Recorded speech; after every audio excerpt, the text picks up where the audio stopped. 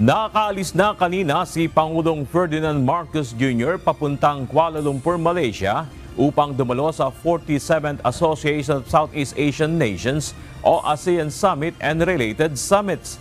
Ayon kay Pangulong Marcos, patuloy niyang isusulong ang interes ng bansa, partikular na ang pagpapalakas ng seguridad na pangrehiyon, pagpapalakas ng relasyong pang-ekonomiya at iba pa. I will continue to champion our advocacies in promoting an open, inclusive, and rules-based international order, and for the peaceful resolution of disputes in accordance with international law.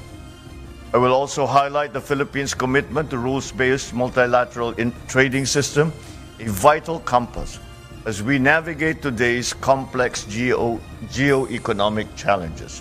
Sa kanyang pre-departure speech, inihayag ng Pangulo na patuloy na binubusisi ng Department of Public Works and Highways ang mga proyekto at kontrata at natuklasan ng ilang items tulad ng asphalt, street bar, cement ay overpriced ng 50%.